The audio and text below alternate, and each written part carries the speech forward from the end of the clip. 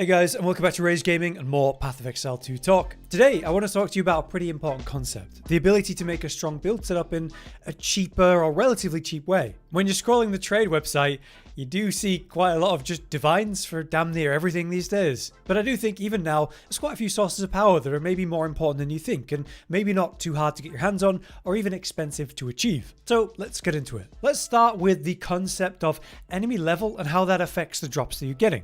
For example, you might have found tier drops on types of items that you've been getting, like a tier 2 crossbow or chest piece or higher. These actually only start to drop if the enemy level is high enough, and they're essentially just, well, more likely better bases to work with. If you plan to, say, RNG roll an item, this is often best done with an orb of alchemy, taking something that's a strong starting base and then turning it into a rare and seeing what you get. This can be a great way to actually make currency that you then trade to get the stuff you want, if not getting particularly lucky and using something from this method. This gives you the result in one currency use for an item with 4 modifiers, whereas for this, I'm going to have to use multiple. So in this case, I'm going to have to use an augmentation to give it that second one. Attack speed, not a bad roll. Then I'm going to have to regal orb it, see what else I get. More flat damage. This is actually pretty decent. But in this specific example, I know that a grenadier is going to want to use this thanks to the inherent that it has. I know that a grenadier, using a martial weapon basing all the damage off physical, it needs physical damage. So with the fact that it doesn't have a flat physical increase, or even more importantly, a % physical increase to bring the physical damage number up from 19 to 77 to something greatly higher than that, this still doesn't have a lot of value. And even if it's close to being good, which it certainly is it worth it to spend exalted orbs on this in the hopes of getting that one affix that I'm after? And I would say that generally the answer is no. My advice is to try not to use exalted orbs unless you already have an item that you plan to use. Let's say this crossbow had what I wanted, high flat physical damage, as well as that % increase. Maybe some other stuff like, the attack speed. Basically, I've got a weapon that I want to use, that I plan to use. I might as well finish it off by exalting it to give it those 6 affixes. But otherwise, I wouldn't recommend it. There's too much RNG involved, and then you just jump over to the trading website and buy stuff for exalted orbs. Basically perfect items, no RNG involved. So crafting using exalteds is something I still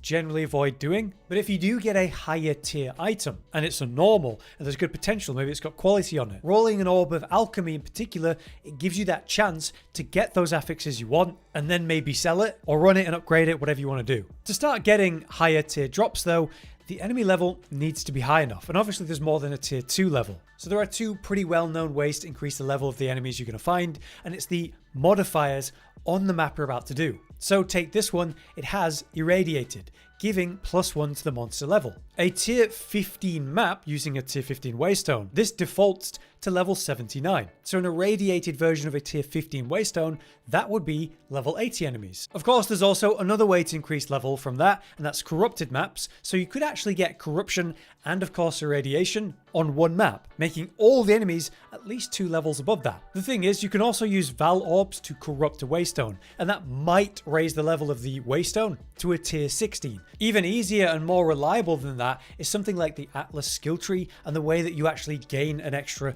level of difficulty to the things that you face. So you can add levels to the bosses specifically to increase their drops. As you can see here on the wiki page for gems, skill gem levels is also another great way to increase your output for any and every build. There are ways to get extra levels for easy methods, like getting level to all projectile skills for me is going to directly level up my main damaging abilities. So you can see how my galvanic shards is level 24. I'm getting an extra 6 levels from global modifiers right there, but the base of the gem is actually level 18. Ideally, I'd need a 19 or the maximum 20 level gem to really maximize the damage of this skill. And as you can see, according to the wiki, it's actually level 78 where level 19 skill gems start to drop, although obviously 1.2% is very small. And then as we hit 82, it massively jumps. But also, that's when tier 20 skill gems have that potential to drop at that small chance of 1.2%. And then at level 83 enemies, just one tier above, the chance for a level 19 skill gem to drop is nearly 50%.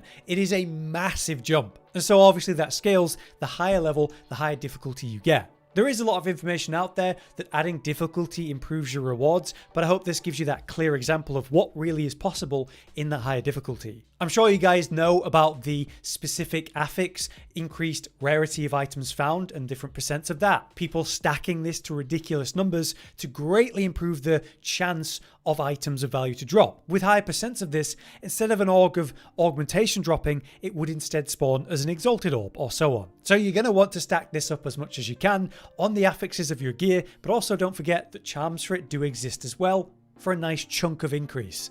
Another topic that I spoke about recently is Vaal orbs and corrupting items and the RNG of that. This can lead to nice power spikes for cheap or high potential. For example, with the level of a skill, technically it's possible to use a Vaal orb on a skill gem like this. We could increase the quality. We could get another slot on it for a support gem, but we could also add a level to the gem, meaning it's technically possible to get a 20 level gem, Vaal orb it, and increase that level to 21 as another permanent damage increase. But the problem with that is obviously there's a lot of RNG involved. Instead of adding a level, we might lose a level. Instead of adding a support gem slot, you could lose a slot, and so on and so on. So my advice for Vaal orbing your skills is generally always take something you don't care about, such as crafting a new lower level skill gem. Then you can roll the Vaal orb on that and see if you get that extra level, and then you can still level it as normal. It's just we're not going to be able to modify that anymore. And obviously this is how people were getting, say, a 5-link gem setup easier, sooner, and cheaper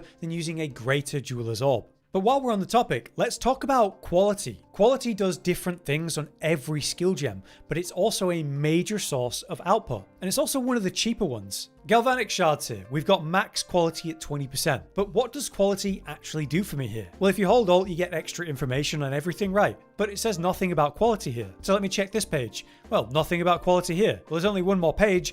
This is where quality is relevant on this skill. As it turns out, adding quality can add up to 2 extra bolts loaded per clip. So I'm able to get more bolts out per clip because of the quality I have on this, ultimately resulting in more output on that skill in particular. So quality really matters on this skill. By comparison, on emergency reload, where I don't have quality right now, what will this do for me? Well, it can give me up to 10% increased cooldown recovery rate. So I'm able to use this ability slightly more often if I put quality on it. That's not going to increase my actual damage of any skill, but because this gives me damage bonus when I use it, being able to use it more often is certainly a good thing, and technically, yeah, a damage bonus. So to increase the quality of a skill gem, you're going to need some gem cutter prisms, and this is another cheap source of power. Be aware that adding quality in this way to a skill gem doesn't increase it by 1%, but it actually goes up by 5% every single use. So you actually only need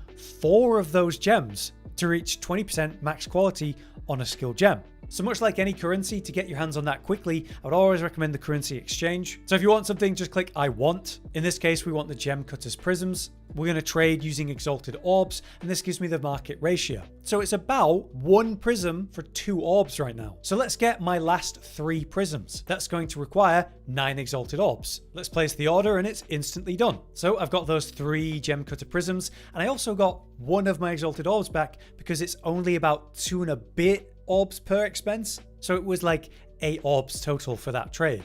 If this is a major damage increase for me, then this is a pretty big deal, but this is certainly an improvement to my quality of life, and so why not take it? You'll see that I've got it on everything that I can, where it has relevant perks. But next, let's talk about the trading website and how currently it's got divine orbs valued completely wrong. Looking at these quivers with some specific mods that I've got, we can see the first one's only 1 exalted orb, and as you scroll down, it gets more and more expensive. So here's 2 orbs, 3 orbs, we're up to 5, and now we're at divine orbs. It's showing me divine orbs before something that cost 10 exalted orbs. This is absolutely insane and not correct, and you shouldn't purchase the one for 1 divine orb if you could get something comparable or as good for like 10 exalted orbs. Again, using the currency exchange, we can see the value, the exact current value of those orbs. So I want a divine orb, I've got exalted orbs, let's cut that up. Right now it's even higher than last time I checked. It's about 109, 110 exalted orbs for a divine orb. And yet the website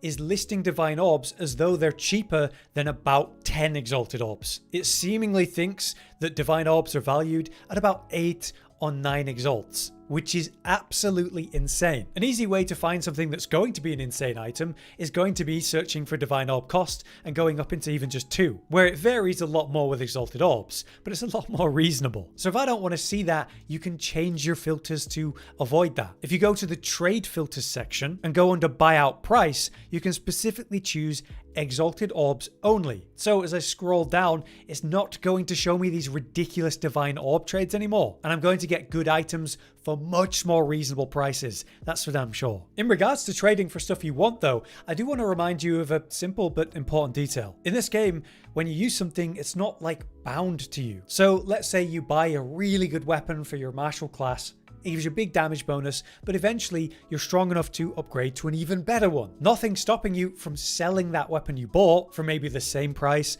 maybe even more than you bought it for, because maybe when you got it, you gave it sockets, you added quality. Maybe the market's just changed in that time. So don't forget that whatever you invest in, you can always sell later when you choose to upgrade, and that's a nice thing to think about. Now, another major source of power that I think is maybe underlooked is actually the jewels that you're running. These can have up to 4 modifiers on them, although they can also have inherents, especially if you corrupt them, because you can corrupt jewels. What you're looking for is going to be 4 modifiers that are relevant to your build that are going to increase your output. So as I'm using a crossbow focused on lightning, I want elemental damage, physical damage, crossbow damage. The element I'm using is lightning, so that would work. And I'm also using a lot of shock, so being able to generate that more consistently, or the magnitude of that shock effect, that'd be amazing too. So here we have lightning damage, attack speed, element damage, and not so relevant, but still useful, crossbow reload speed. This is going to greatly improve the output that I have compared to other jewels that I'm running. For example, increased charm charges, irrelevant. Mark skills have longer duration, nice, but not really a damage increase. The only thing that matters here is the percent increase to magnitude of shock that I inflict. You can see that this is a corrupted gem. It's been re-rolled. So much like the gem cutter's prisms are actually a relatively cheap source of power, jewels are too, so I want you to be on the lookout for that. You can filter by any jewel, and then, like any trading, add a filter. So magnitude of shock that I inflict is a big damage increase for me, so I just look for jewels that are going to provide exactly that with good chances. But I'd be looking for ones that also have other beneficial things. So I've filtered by increased attack speed with crossbows as well. And so we have magnitude of shock you inflict, attack speed with crossbows, and hey, a third one, increased damage with bows. This is actually a pretty decent jewel for me. And how much is it going to cost me? 1 orb. Same for this one, and this one's also pretty decent. So jewels absolutely are a reasonable and cheap source of power. Get 3 or 4 mods on it that are relevant to your build, and get that in all of your jewel slots. This is why you'll see people pathing for jewel slots as well, because it is a big bump. On that note, you can always Vaal orb a jewel because it is corruptible if it's got stuff on it that's rolled low or things that you don't really care about and it's not something you're going to plan to sell. So whether you're going to sell it or delete it, basically, you might as well Vaal orb it because you might get a jewel back that's a lot more relevant than what you first had. Just as always, the rule with Vaal orbing anything is never Vaal orb something you'd regret if it went wrong or if you lost the item. You're basically saying, I'm okay with deleting this item, but it might turn out well when you Vaal orb something. And as another little tip, like many things you can do, you can actually use the reforging bench with jewels too. The only thing that's going to hold you back is if you are using a corrupted jewel, since these don't allow that kind of use. So 3 of the same kind of jewel can be reforged, and you might get something back that's totally irrelevant, or you might get something back that is actually in fact relevantly useful or sellable. I think that's certainly better than vendoring it for 110 gold. Speaking on the topic of corrupting items, you can indeed do this with rares, but as always, I would strongly recommend you don't do this if it's an item you care about. If you found a good base like we talked about at the beginning, and it ended up with affixes that aren't that good or have rolled low, ultimately it's an item that you don't think you can sell, or certainly use, it's certainly worth maybe rolling the dice and Vaal orbing it. You might turn it into something much more relevant by re-rolling up to half the affixes on it, maybe adding a new socket, maybe giving it a new inherent. You could turn something not so relevant into something useful. But more often than not, the result will be middling or not that great, so you don't ever want to do that on an item you care about. But it does keep you rolling that dice, maybe finding something valuable, maybe corrupting it into something valuable, and then selling it and using that currency to get what you do want.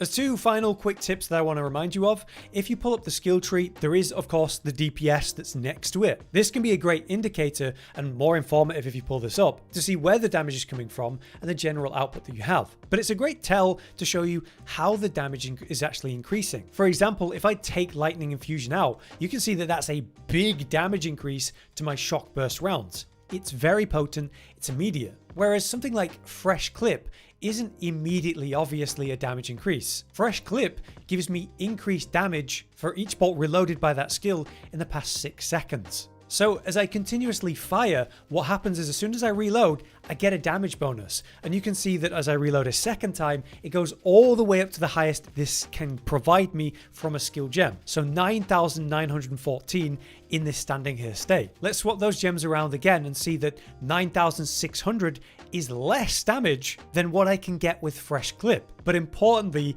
obviously, the lightning infusion gives me the damage immediately on the first set, the second set, and then it wouldn't be until the third set of firing that that damage loss is felt. So that would really only matter for a longer single target fight.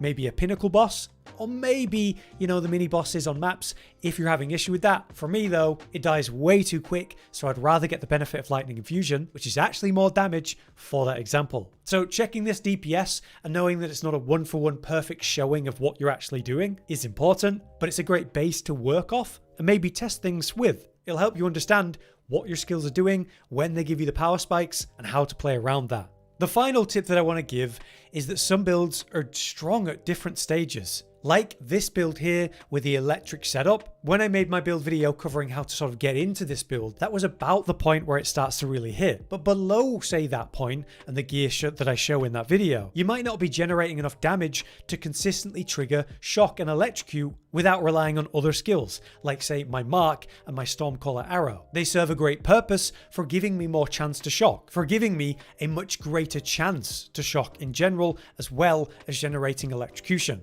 But when I have enough DPS, my lightning damage is so high and so consistent that I'm able to trigger these things without relying on having to mark every enemy or stormcaller arrow shot the group before I burst it every time. So in this build's case, as I reached a certain amount of DPS, consistent DPS, I need to use these abilities a lot less. So be aware that when you're following someone else's build, that there might be different breakpoints in the output where things start to trigger constantly or consistently enough that the build actually works. And that context, I just think is really important and relevant. But yeah, that's my overview of different things to do with gaining power cheaply in Path of Exile 2 right now. I hope that variety of tips was useful to you and you may have learned something. But if you guys know anything else you'd like to add to the topic to help someone, let us know in the comments. But for now, I've been Hollow, you've been you. Thank you for watching. See you next time. Josh, Cotton, and Hollow with the videos, dropping the humor like a hammer on your tippy toes, bringing entertainment on a daily arrangement to take our insanity and turn it into entertainment. Yes, I said entertainment twice, to reiterate that it is nice to look into your faces on a mostly daily basis when you let us in your homes to make the whole world a stage. Goodbye.